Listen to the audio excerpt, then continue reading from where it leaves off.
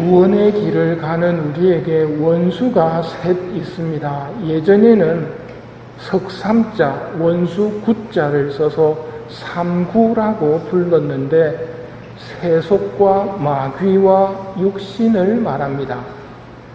마귀는 인간을 죄로 유혹하는 자로 영혼의 원수이고, 세상과 육신은 그 자체로는 원수가 아니나 세상의 헛된 욕망과 육신의 사욕 편정으로 구원을 방해하기 때문에 원수라고 불립니다.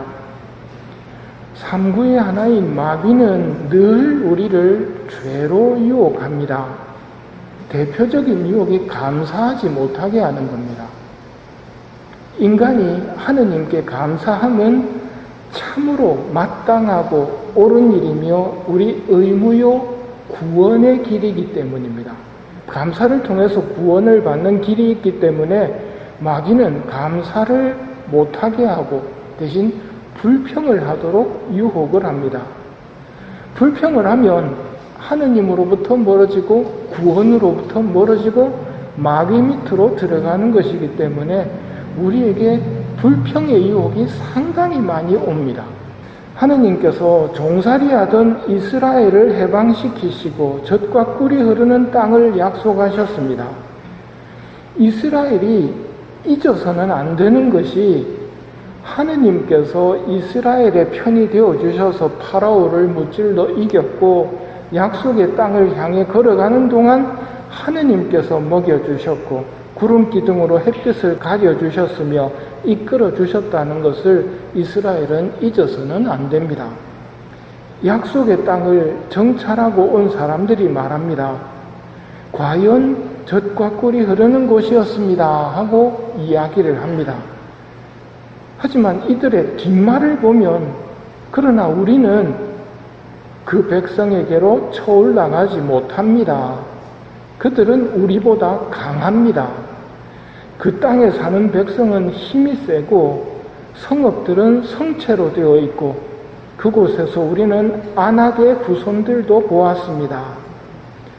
아낙의 후손이라고 하면 아나킴, 즉 거인의 후손을 말합니다. 과연 하느님이 말씀하신 대로 젖과 꿀이 흐르는 땅인데 정말 좋은 땅이지만 우리는 못 갑니다. 그쪽 사람이 너무 셉니다. 그리고는 거짓말을 퍼뜨립니다. 그 거짓말에 속은 사람들은 갔다 온 사람들 말을 들어야지 그 갔다 온 사람들이 거기 살 곳이 못 된다고 하지 않느냐고. 이렇게 거짓말이 받아들여지고 칼렙과 여호수아가 진실을 외치지만 사람들은 진실을 받아들이지 않습니다. 약속의 땅을 앞둔 이스라엘 백성의 잘못이 뭘까요? 우리도 하늘나라를 앞둔 사람들이기 때문에 이 잘못을 조심해야 됩니다. 이스라엘 백성들은 어느새 보이는 것만으로 판단하기 시작했다는 것입니다. 이들은 하느님을 잊었습니다. 이집트로부터 해방시켜 주신 하느님을 잊어버리고 자신들의 능력만을 보는 것입니다. 하느님을 잊는 이유가 뭘까요? 우리가 왜 하느님을 잊어버릴까요? 하느님을 만나지 않기 때문에 잊어버립니다. 즉 기도하지 않거나 빈말로 기도하거나 해치우기식으로 기도를 하면 하느님을 만나지 않는 겁니다. 그렇게 되면 저 사람이 기도는 했다고 하는데 점점 하느님은 안중에 없는 겁니다. 탈출기는 우리가 하늘나라로 들어가는 여정을 우리에게 미리 보여주는 교과서입니다. 하늘나라가 가까이 오는데 기도하지 않고 하느님을 잊어버리면 우리 하늘나라 못 들어갑니다. 하느님께서는 이들을 벌하십니다. 정찰에 걸린 40일, 그 하루를 1년으로 쳐서 40년 동안 광야를 돌아다니는 벌을 내리십니다. 우리도 하늘나라 앞에서 하느님을 잊어버리고 살면 하느님께서 허락하시지 않습니다. 광야를 떠돌 이유는 없겠지만 연옥에서 분명히 시간을 보내야 됩니다. 완전하게 된 다음에야 들어갈 수 있으니까요. 오늘 독서 내용은 물이 없다고 불평하는 이스라엘입니다. 이들이 물이 없다고 불평하는 이유는 약속의 땅을 목전에 두고 불평하다가 벌을 받아서 다시 광야를 40년 떠도는 과중에 하느님한테 또 불평을 하고 있는 겁니다. 완전히 하느님을 또 잊어버린 것이죠. 자신들이 지금 벌 받다가 물이 없는 곳에 왔다는 것을 모릅니다.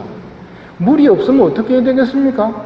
물을 주십시오 하고 기도하는 것이 하느님의 뜻인데 물을 주십시오 하고 기도하지는 않고 불평을 해대면서 어쩌자고 우리를 데리고 왔냐고, 차라리 그때 죽었으면 나았지 하면서 모세의 속을 쑤셔놓고 있는 것입니다. 하느님의 거룩하심은 여기서 다시 등장합니다. 이렇게 불평하는 이스라엘 백성들에게 물을 주라고 말씀하십니다. 바위에게 명령해서 물을 내어 먹이라. 이게 하느님입니다.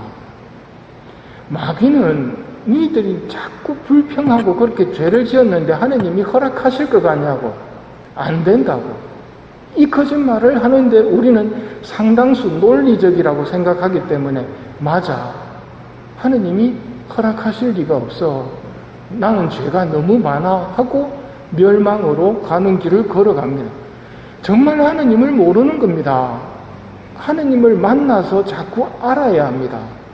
하느님이 물이 없다고 불평하자 모세에게 그냥 물을 주라고 말씀하십니다.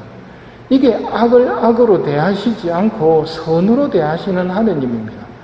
이런 하느님이 우리가 믿고 있는 하느님이고, 이런 하느님이 계신 곳 그 하늘나라를 우리는 바라고 있다는 것을 기억해야 됩니다. 내가 하느님을 마음대로 정의의 하느님으로 만들어버리면 안 됩니다.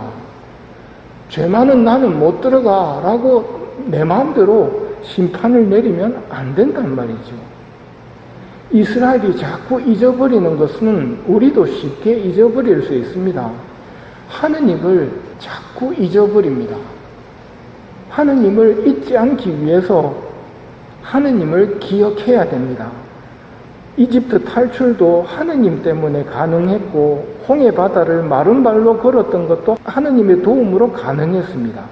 그러니 하느님을 잊지 않도록 노력합시다 하면 이건 좋은 강론이 아니란 말입니다. 하느님을 잊지 않도록 노력해가지고 하느님을 안 잊는 게 안 되거든요. 하느님 도와주십시오, 제가 당신을 잊지 않도록 해주십시오라고 기도하는 게 슬기로운 사람입니다. 자꾸 쓸데없는 결심을 하지 마십시오. 이런 결심 저런 결심 해봐야 안 됩니다. 하느님이 도와주셔야 됩니다. 그러면 하느님을 잊지 않아야지 하는 이 결심도 하느님께 드리는 기도로 바꿔야 한다는 말입니다. 마귀한테 속지 말아야 됩니다. 내 마귀한테 절대 속지 않아야지 결심하지 마시고, 아버지에게 유혹에 빠지지 않게 하시고 악에서 구하소서 하고 기도를 하셔야 됩니다. 이 미사 중에 하느님을 자주 잊어버리고 하느님께 드려야 하는 합당한 감사를 소홀히 했던 잘못에 대해 용서를 청합시다. 오늘의 말씀을 한마디 성경 구절로 요약하면 언제나 기뻐하십시오, 끊임없이 기도하십시오, 모든 일에 감사하십시오 라는 말씀으로 정리할 수 있을 것입니다. 언제나 기뻐하고 끊임없이 기도하고 모든 일에 감사할 수 있는 은총을 이 미사 중에 청하도록 합시다.